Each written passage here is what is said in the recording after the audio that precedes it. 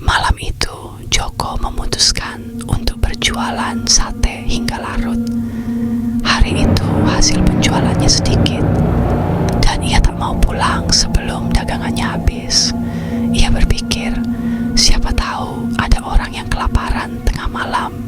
Joko mendorong gerobaknya melewati jalan-jalan kampung yang semakin sepi. Lampu jalan mulai redup dan hanya suara jangkrik serta hembusan angin yang menemani. Saat melewati sebuah persimpangan kecil yang jarang ia lewati, Joko merasa ragu. Jalan itu lebih gelap, lebih sunyi, dan tampak asing, meski ia yakin itu adalah jalan pintas menuju desa tetangga. Sate ayam, panas, gurih, murah, serunya, berharap ada seseorang yang keluar dari rumah dan memanggilnya. Tapi tak ada jawaban. Setelah berjalan beberapa meter, Joko mulai merasa ada yang janggal. Udara terasa dingin menusuk tulang, lebih dingin dari biasanya. Ia merasa seperti ada mata yang mengawasinya dari balik pepohonan di sepanjang jalan. Ia menoleh, tapi tidak ada apa-apa. Hanya bayangan pohon besar yang tampak lebih menyeramkan di bawah sinar bulan. Tiba-tiba, suara langkah kaki terdengar di belakangnya. Joko berhenti dan menoleh, tapi jalan di belakangnya kosong.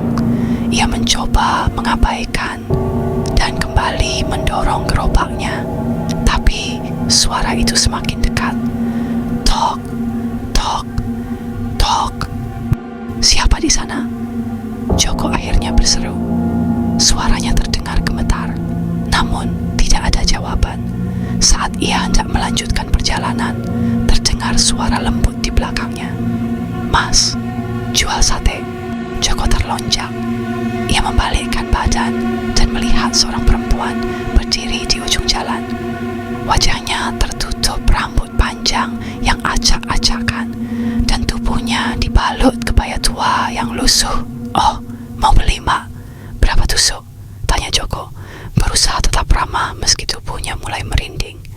10 tusuk saja, jawab perempuan itu dengan suara datar. Joko segera membakar satenya. Tapi saat ia sibuk menyiapkan sate, ia merasa hawa di sekitarnya semakin dingin.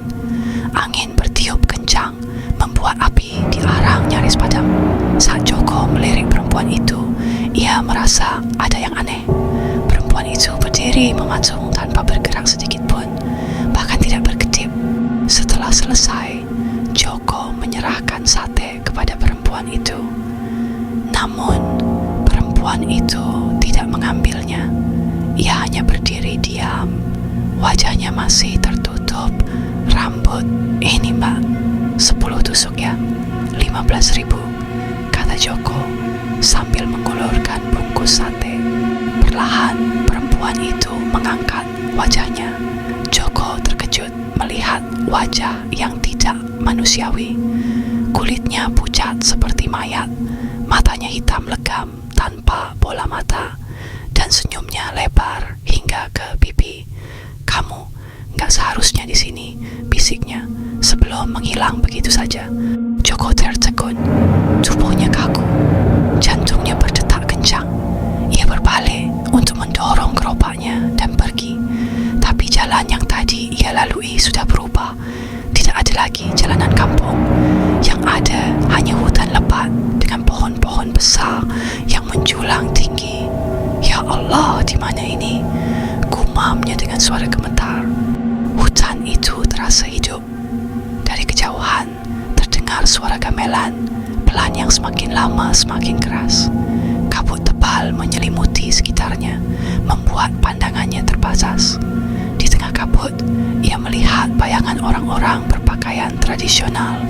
Jawa berjalan pelan, seperti arak-arakan. Tapi wajah mereka pucat dan kosong, persis seperti perempuan tadi. Mas, jual sate. Suara itu kembali terdengar, tapi kali ini tidak hanya satu. Ada banyak suara, seperti datang dari segala arah. Joko panik. Ia mendorong gerobaknya dengan tergesa-gesa, berharap bisa menemukan jalan keluar. Namun, semakin ia berjalan,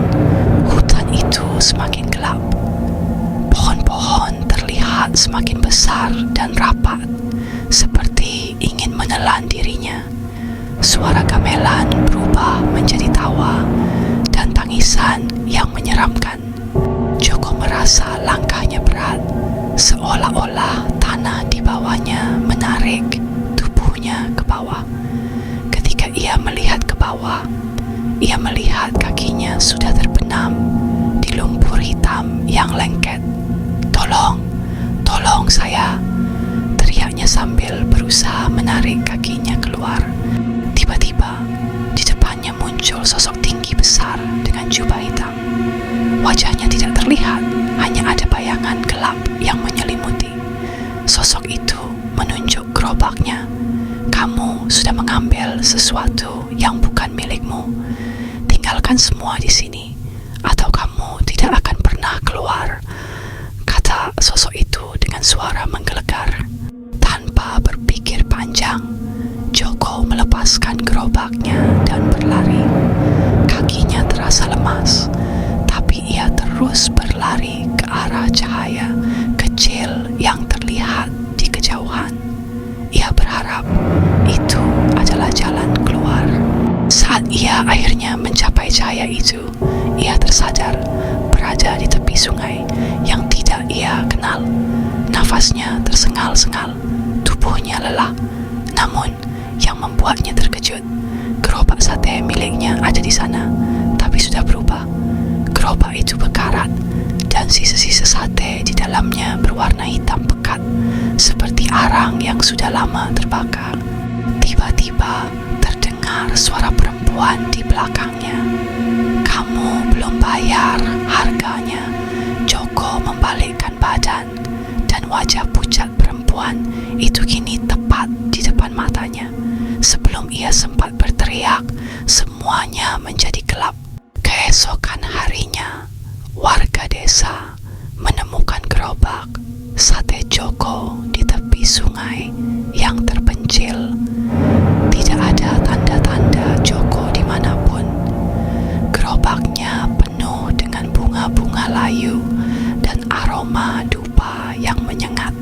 Hingga kini, Joko tidak pernah kembali. Konon, warga desa sering mendengar suara gamelan dan teriakan orang minta tolong dari arah hutan. Dan di malam-malam tertentu, ada gerobak sate yang terlihat menyusuri kampung dengan suara lirih, "Sate, sate ayam." Terima kasih telah menyaksikan tayangan kami.